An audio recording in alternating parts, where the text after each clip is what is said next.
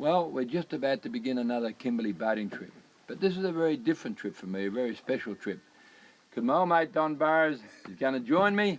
Now, Don is one of Australia's most prominent jazz musicians, and you've been playing the music on my films for what? Oh, decades. Decades? Yes. Probably about 30 years. Well, I'm nearly in the mid-70s, Yeah. so it must And you're be not that as long. young as you used to be. No. And we've always talked about bringing you up into this country. It's now or never. Now or never, Don, that's right. We're just about to leave, and the first day we're going to run for 200 nautical miles up the coast. I'm going to take you in a gorge country that, I can guarantee no one else in the world goes into this country. Dangerous? Too dangerous, mate, too wild.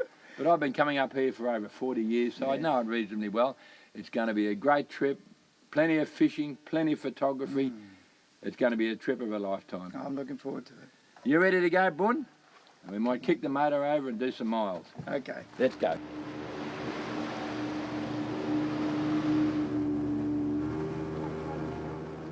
We've come down into Secure Bay, and this is the most dangerous and most isolated part on the Kimberley coast, Don. The reason I brought you down here is because I want to take you around this bend here, and Right. this is the most unforgettable experience of your life. I'll tell you why it's so dangerous down here. No one comes down here. So you got this bay that we've been travelling on, Collier Bay. It's a great big bay, and it comes down and it narrows down. This is the Indian Ocean, so we've got about a 10-metre tide pushing through there.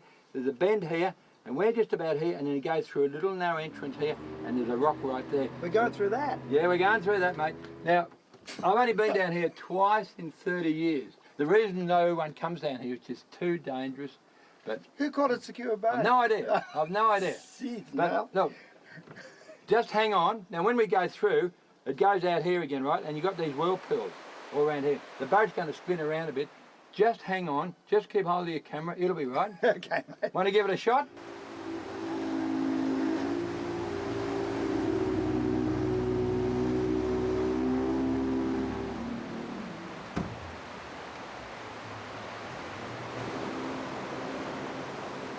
It's just fantastic to see it, isn't it? That's wonderful. See, what'll happen? That's incredible.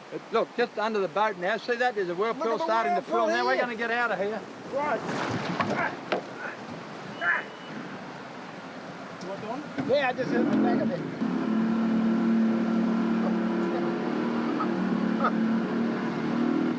Whoa, boy, that's wild. That is wild. That threw me off the back. I hit the back on that. You all right, Yeah, mate? yeah. All right, let's get out of here.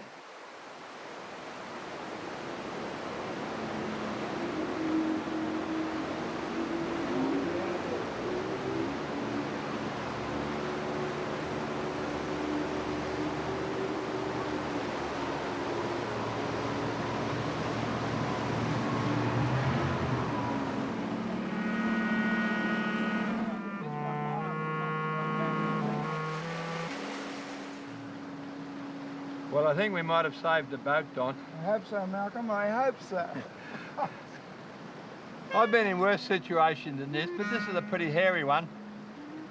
We came right up to the top of this river, and I've been here years ago, and I don't know what's happened, but I put the boat down here years ago, and it went down on the silt. I think there was a big flood last year, took all the silt away, and they've exposed these rocks. The tide went down with 400 litres of fuel on, the boat stuck on the rocks. The next thing, the boat was going to tip over. Now, if it tips right over sideways and jams, we've lost the boat, we're in big trouble. So very quickly we had to run all these ropes out, and there's only 4 of us. There's Will on sound and Abraham on the camera, and my old mate Donnie Burrows and myself. 3.5. He can't talk, he's speechless. He's never seen anything like this in his life. But Never. I think we're right, but all I got to do now is wait till about 1 a.m. in the morning when the tide comes in, and hopefully not too much water will go into the stern and the boat will float up. But we're going to have a very sleepless night. I'm just going to check all these ropes again. Okay. Well, I tell you what, you need a good feed after last night, Don. You know, tired. I didn't get any sleep. Me either. Waiting for that tide to come in. About 3 o'clock this morning, the tide rushed up the gorge here, and the boat just popped up off the rocks and settled down there at the tide change, and just sitting down there nice and level. We're going to have a feed, and we're going to have another fish. Okay, mate. Oh, what a night. I don't want to go through that again. Could have been a disaster. It could have been a That's what terrible worried me. disaster, yeah.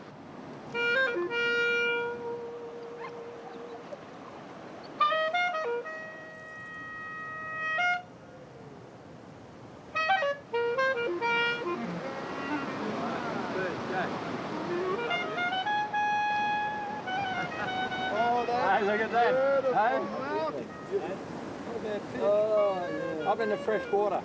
Hey? Yeah. Now, Don, I've been telling you about this part of the Kimberley for over 30 years. You have, you have. And we've finally made it. What do you think of it? I'm amazed. It's more than you told me. I don't think it's possible to describe it. The other thing is that it's incredibly difficult to capture it on film Yeah. or get it with your still camera, isn't I it? can't. I'm trying and it doesn't tell it. No, it's just too big.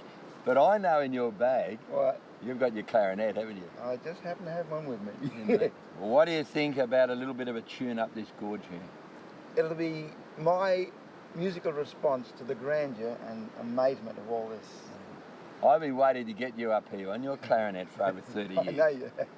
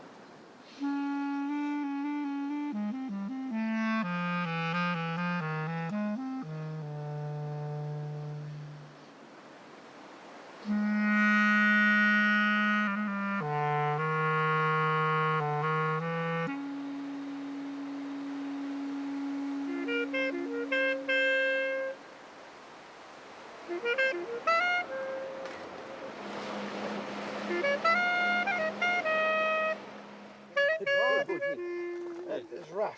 I'm going to boil up the billy right here. Oh. Here, Bun. Here. We've come out of the gorge country early this morning and the tide's gone out. This is what I call wait a while country, Don. It gives nothing. I know, always waiting for the tide to go out or the tide to come in. So we picked this wood up last night. We're going to try and cook up a feed of noodles, bit of fish on the rising tide. Late this afternoon, when the wind drops, we're going to run about 50 nautical miles down the inlet, out the sea, to a little tiny island. It's got a beautiful reef around it, mate. You're going to have the best saltwater fly fishing you have ever experienced in your life. Mate, I've got fish fillets here, onions, plenty of 2-minute noodles, and I've already put in my old favourite, my coconut cream, mango slices, and just a touch of all the way from Broome soya, honey and garlic sauce. There we are, just drop that in there, and that's just about ready. Don, there's a barra just taking that line now. Right, he's on. Yeah. There you are, Don. A nice saltwater barra. Hey, look at that. Hey, he's a good fish, isn't he? Yes, sir. Hey, look at That's that. good. He's a nice young Yeah. saltwater barra. Yeah.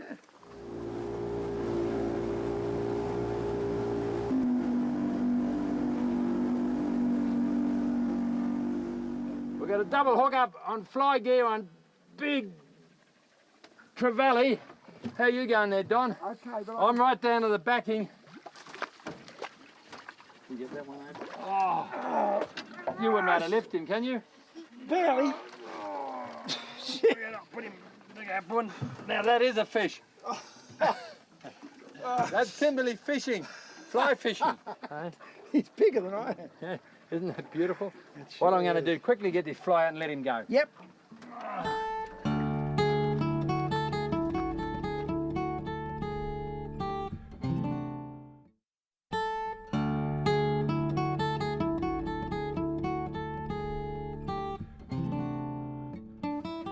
Over the years, people are always asking me how I cook fish out in the bush. Well, there are quite a few ways, and what I'm going to do today is show you about 6 different ways that I cook fish out in the bush. The first way is to get your fish and put it straight on the coals. Now, I'm sure you've seen me do this many times over the years. In my early films, just get down to the nice hot sand there, put a few coals back in, drop your fish straight on there, and you don't gut your fish. And the skin acts like a foil, and just drop all your coals straight on the top there and the hot sand, and make sure you don't have any flame, otherwise the flame will burn the fish. Right, leave that for about 15 minutes. If you don't like your fish straight on the coals, what you can do here is gut your fish. I've got a nice little barramundi here. Put him on the foil, wrap him up straight into the coals.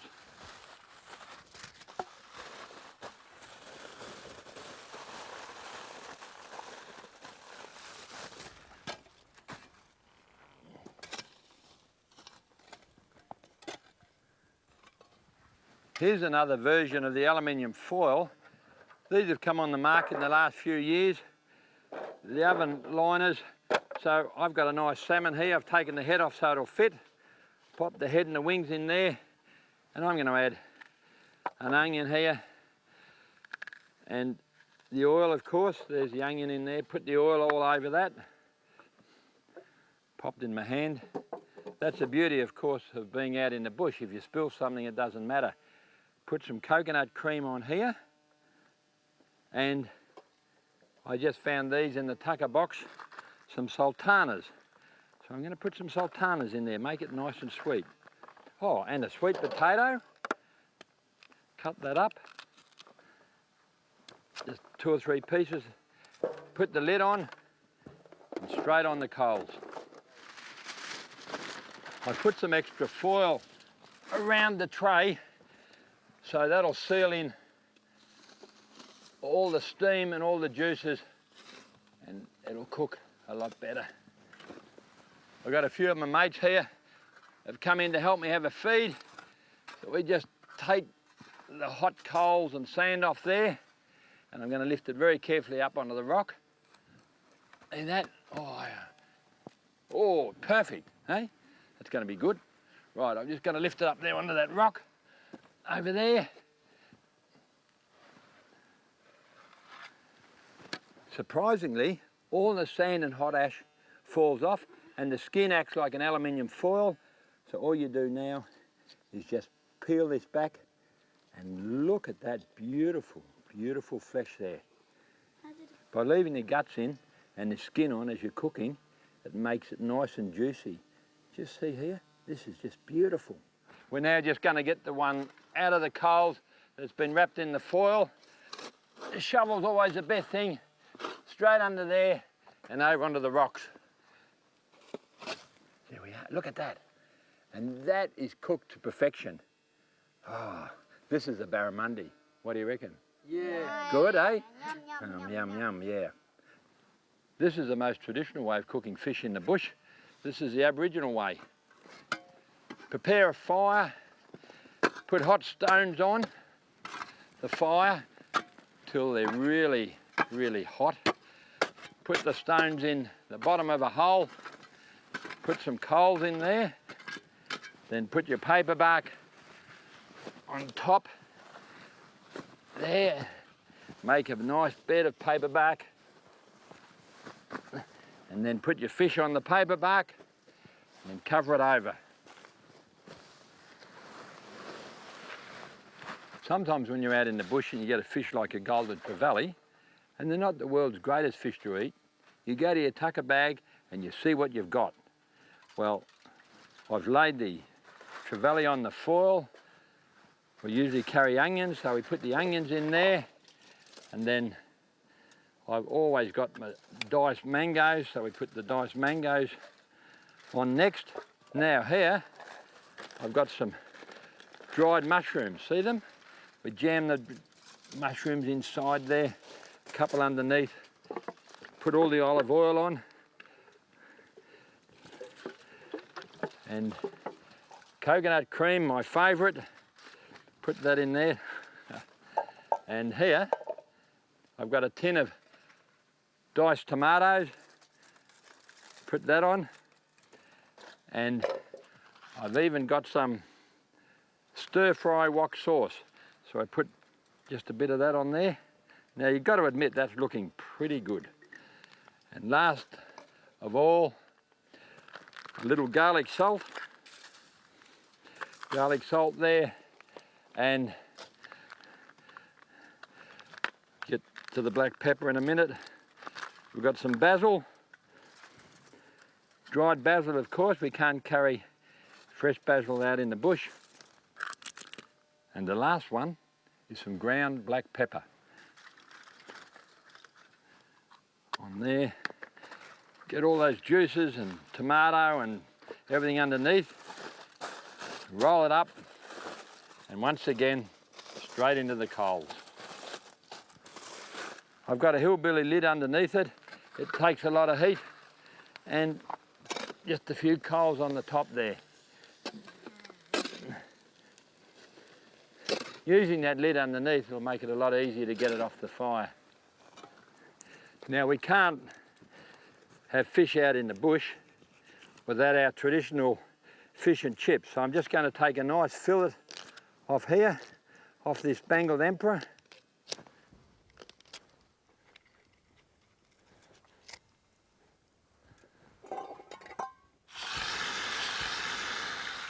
Once the chips have been cooking for a few minutes, got my fish fillets here.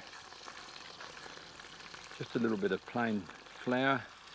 You want to have the fish nice and dry, of course, otherwise it's going to spit. And I always use a very heavy duty frying pan in the bush, otherwise everything will burn too easily.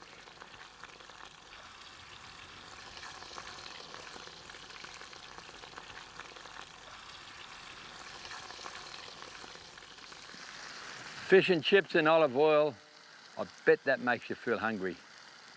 And here's our fish 30 minutes later. Put some dried parsley on, and I tell you what, fish doesn't come much better than that.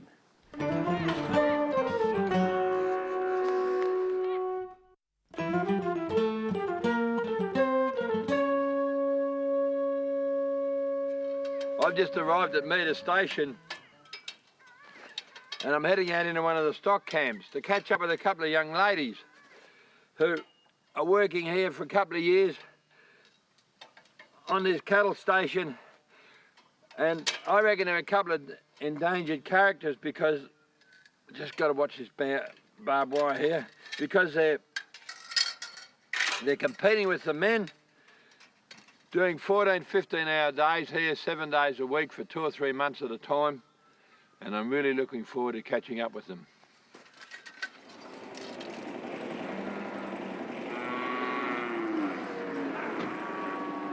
G'day, Sam. G'day, Malcolm. How are you? Good. How's it going? Yeah, really good. Going along smoothly.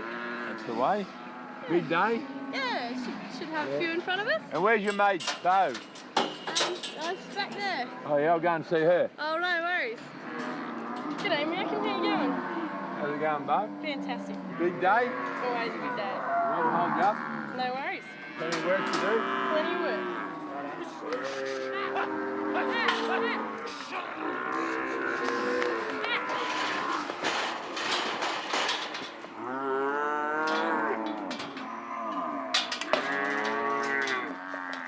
Whenever I go to a stock camp, I find the women are always very competitive. Is that because you have to compete against the men, or the men put you down, or what? Well, no, they don't generally put you down. I suppose you just want to be, you always want to be doing your best, don't you? Yeah. And proving yourself. That's right. What about proving yourself? I mean, you get up, what, about 4:30 in the morning? Yeah, 4:35. And you're in the middle of the dry season at the moment here, so you're mustering. So yesterday, what were you doing yesterday? You were putting up temporary yards, weren't you? Yeah, we put up an overnight panel yard. That's hard work, isn't it? Oh, yeah. Lugging those Sometimes. panels around on your back. Yeah, Right? they can get heavy. Yeah. But you get used to it. We cart them around a lot. Yeah. It's a long day in the heat. We get half an hour or 20 minutes for lunch. Yeah, 20 minutes for lunch. I've got some crocodile on today, did you know that? Yeah, that sounds good. In the camp oven over there.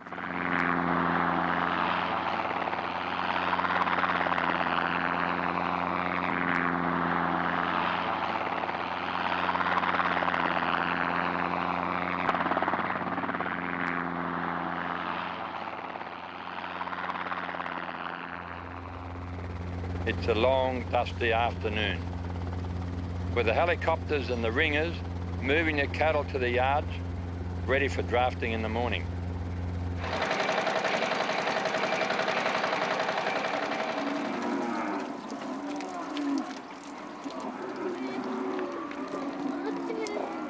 What's your definition of drafting? I know what it is, but for all these city people watching this show... Oh, well, you gotta get all your breeders out and you gotta get the calves and the weaners off them. Yeah, weaners, yeah. Yeah. And all the ones old enough to go overseas. Yeah. Get Yeah. all the weaners, all the heifers and the mickeys off them, and And the Mickey? yeah. What's a Mickey? Come on.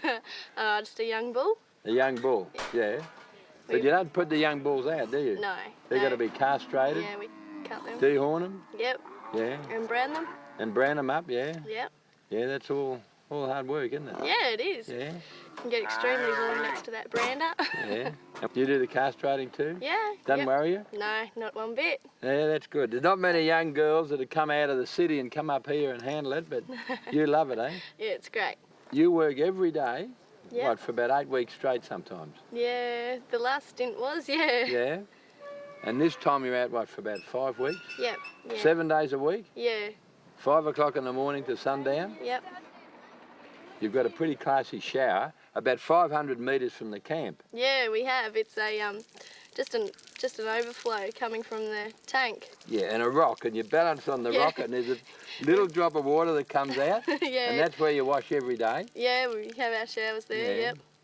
And you swag out, you roll your swag out most Yep. nights. Yep. Although I notice you now got these mozzie domes. Yeah, they. Yeah, very modern. Yeah, we Yeah. are. And how do you cope with Bar and Sam? Oh, Sam's alright. Bo's alright, I guess. No, come on. Yeah. Be honest, she gives you Honest. a hard time? Hard time, just don't really like the way she works, but it's alright.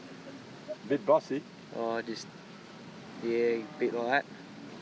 I reckon they work harder than the bloke. You reckon? Yeah, sure. Sure.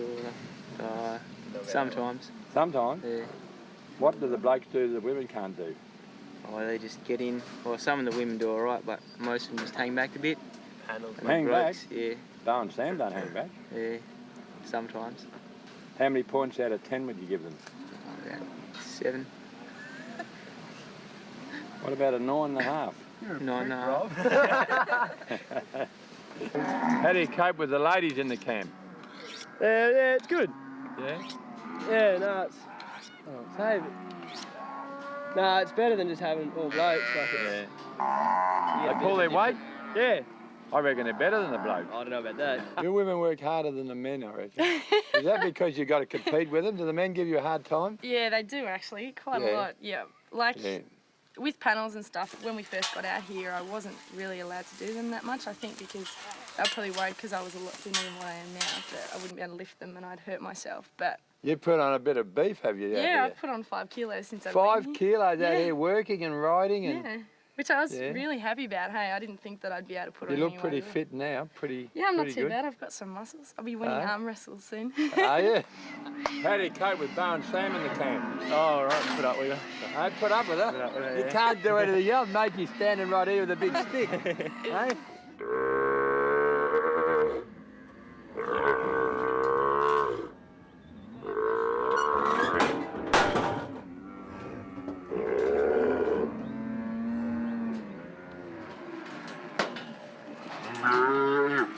These are commonly called Kimberley oysters.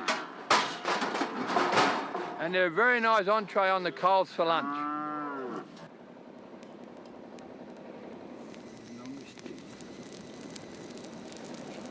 And there's our Kimberley oysters.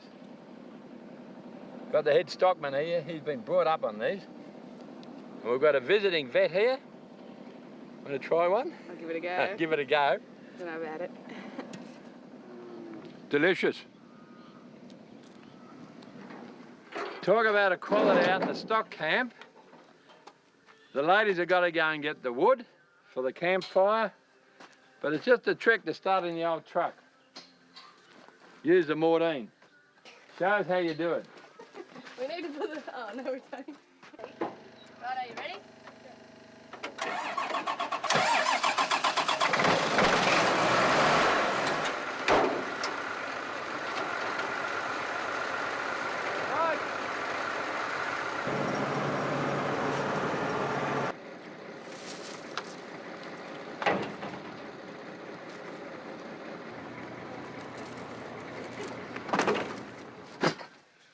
Well, it's time for me to move on, but don't go away, because after the break, we'll be right back. Come on, dog. Bun, here. Up. Good dog. Ready to go?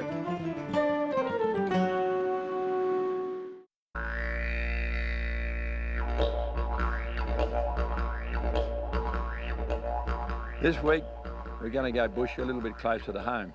We're going to have a look at the Dampier Peninsula just north of Broome. Now, we've got this big mud map here on the side of the road. Here's Broome down here. We're going to take this dirt road right up here. We're going to go into Beagle Bay. We're going to go into Lombardina. We're going to have a look at the best beach in Australia up here at Cape Leveque. Pop over to One Arm Point.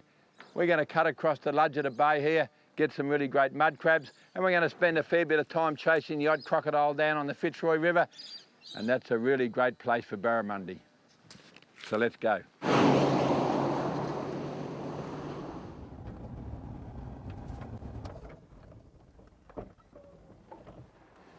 I must show you the inside of this church. During the 1914 World War, the German missionaries here were forbidden to leave Beagle Bay. So with the help of the local Aborigines, and to pass away the time, they built this extraordinary church and altar. And it's tucked away in the far northwest of Western Australia. And it really is a special place on the Dampier Peninsula. And when school's out, this is the place to be, down in the local spring at Beagle Bay.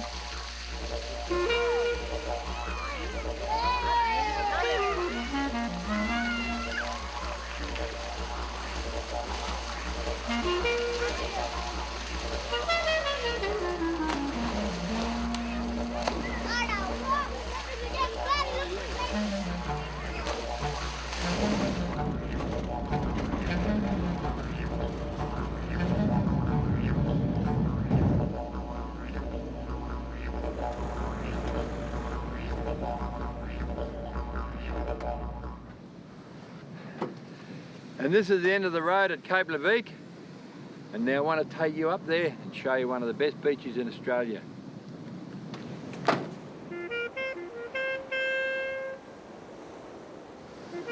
Just have a look at this. A pristine wilderness beach right up the top end of northwest Australia. It doesn't come any better than this.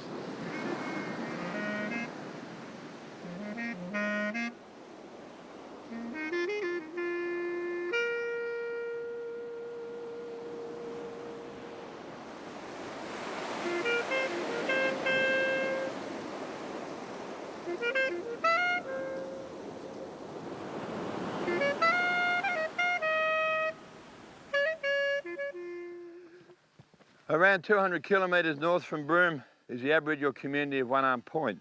Now, if you drive through the community, come out here and stop, you can see the islands of the Buccaneer Archipelago. If you wait here a few hours, you'll see one of the greatest rises and falls of tide that you'll see anywhere in the world.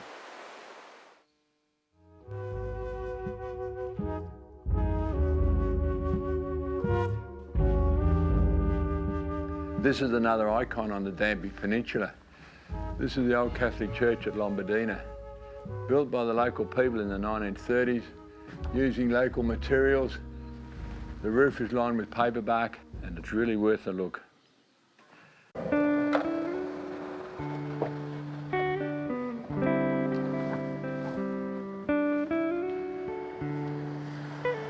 Just have a look at this.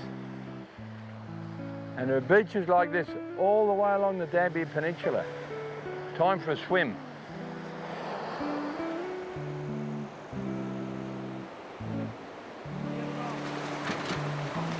Beautiful. Spin it around.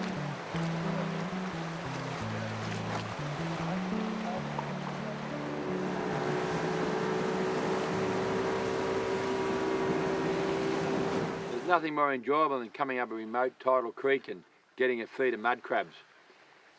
And one of my preferred baits is Snappy Tom, or one of these cat foods. This one is actually Fancy Feast, tuna and mackerel. What do you reckon, Bund?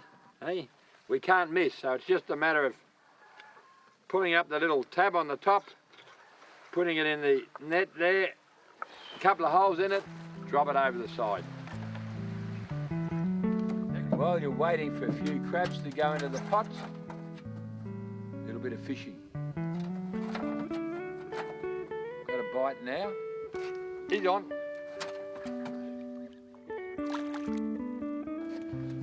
Oh, that's a very nice finger mark. Beautiful eating. When they get bigger, they're called golden snapper. Called finger mark here because they've got this finger mark right there, see? Have a look at these. Oh. And look how he's mangled that tin there. The great thing about the tins of cat food is that the oil drifts around in the water and stays in the net a lot longer than an ordinary piece of fish. Now, these are not the big green crab. These are called brown crabs. They're smaller in the shell, but very sweet. And the legal size for these is only 120 millimetre. Now, the easiest way to hold a crab is just to pick it up by these rear swimmers there, see? And you can hold it, tie it up, do what you like with it, and it can't bite you. If you're a little bit nervous about picking up a crab, how about a set of these? Crab pliers. You can turn your crab around and you can pick him up with complete safety.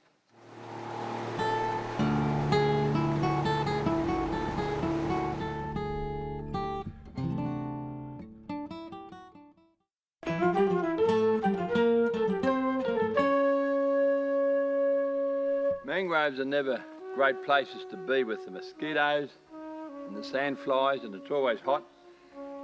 But in a survival situation, you've got to know how to find something to eat. Now, there are mangrove snails, and at times you can find the evidence on the ground. See here? We've got a large pippy or a cockle or a bivalve. Righto, now that's a dead one. Now we've got to be able to work out where they are. And you can see the top of the pippy here, see that? Sometimes they're just under the ground, you've got to see a crack. Here, this one's just out of the ground. There it is. Get a feed of those very quickly around here.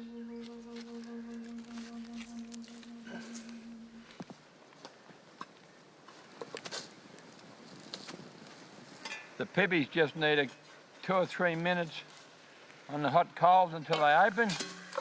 And I'm just giving them a little bit of a wash here.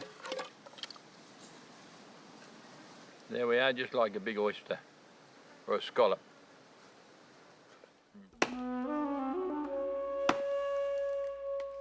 One of the more disgusting foods that you can get in the mangroves are these mangrove worms. See them here? Slimy things, you get really long ones sometimes. Hey. Yeah. Have you ever seen anything quite as disgusting as that?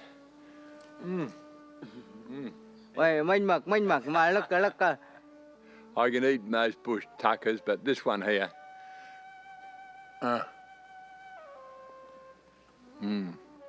Maragunga nutta. That means that it's pretty average, pretty so-so. Very salty, pretty bland, but underneath quite an unpleasant taste. But Yolngu people, Miritiri Manimak means they're really good food.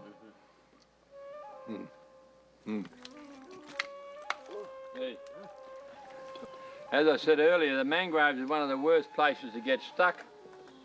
If you've got an axe and you're feeling very, very hungry, you can get these mangrove worms out of the rotten wood, not the green wood.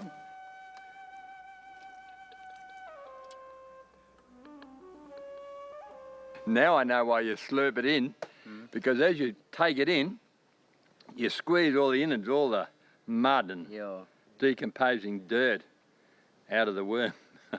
And then you end up with just with this part here, and that's not too bad. It's always interesting to come ashore in a remote place and see where the Aboriginal people have been camping previously, and you can have a look around and find out what they've been eating. Like we've got here, mangrove snails, bivalves, or we call them pippies, and two sorts of oysters here. Now, oh wait a minute, there's another one here too. See this? It's quite a large snail you get in the mud around the mangroves. So, if you see these and you know the Aboriginal people have eaten them, that means they're not poisonous, and you can eat them too. On just about any sandy beach in North Australia, you see these tracks. And people's first reaction is, it's a crocodile track. Well, this is not a crocodile track, this is a turtle track. And if you follow this track up, in a survival situation, you can find food. Just before I go up and show you where these eggs are, I'll show you more or less what a crocodile track looks like. So just pop over here. Now, when a crocodile slides up, you've got to sort of has a big belly drag. There you get a mark like that. And each side, you get these big claw marks like this. It's quite different. And up the middle of it, you get this drag like this, where his big tail is dragging. So that very much looks like a crocodile track, and this one is quite different because you've got this really wide track where you've got this big shell of the turtle and the big flippers where he's pulling himself up. Righto, let's go and have a look at this nest up here. I must stress that turtles are protected, and you're not to take turtle eggs unless in an emergency, matter of life and death in a survival situation. But it's still interesting to have this knowledge. Now, the turtles come up the beach, and she's laid somewhere in this area here. Your first reaction is to look at this depression here and think, ah, that's where the eggs are. Well, the eggs aren't here. The eggs are right over in this area here somewhere. She's dug a hole there, she's deposited the eggs, and then she's covered the eggs over, and this is the last area where she's flicked all the dirt and sand back over the eggs. So this is the tricky part. How do you locate those eggs? The only way to find the eggs is to have a long, smooth stick, or in this case I've picked up a bit of wire here, and you go across the whole area where the turtle's covered the nest until you find where the sand drops down, because it's always a lot looser underneath. And you just keep doing this until you finally locate where the eggs are.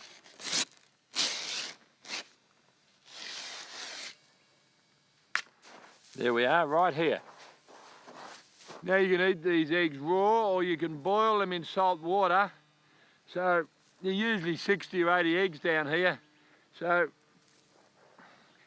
you would have food here for days if you're stuck on a beach like this.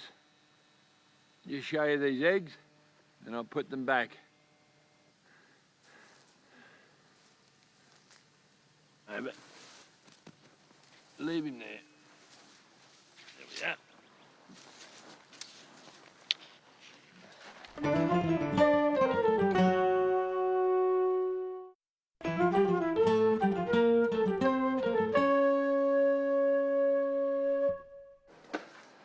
Just been to the airport, picked up this box. In here are 50 baby alligators from the Australian Reptile Park. So excited. Waited a couple of years for these. All in the bags here. They're very docile compared to the saltwater crocs. They don't attempt to bite. They've got this beautiful flat head, see? Happy smiley face there. And these strong golden stripes.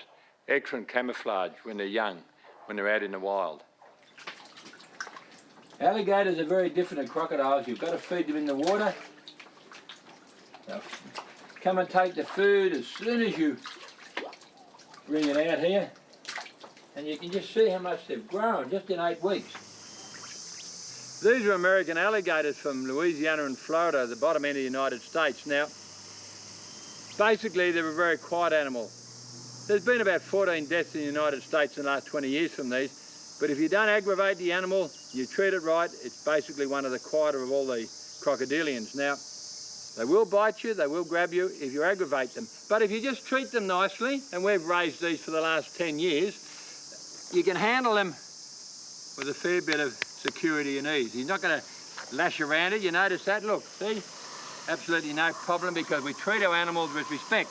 What I have to do now is just grab him gently by the tail, slide him along on the wet concrete, and we'll pick him up and move him to another pond. Come on, mate. There's no attempt to bite me or fight me. Come on. That's right. You move out of the way. Right, he's pretty heavy.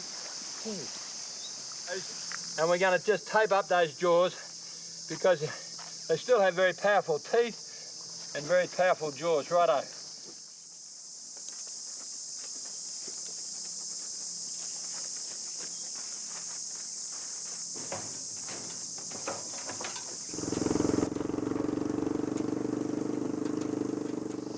What is it, male or female? Female? Righto, I'm just going to take this tape off here and everyone out of the way.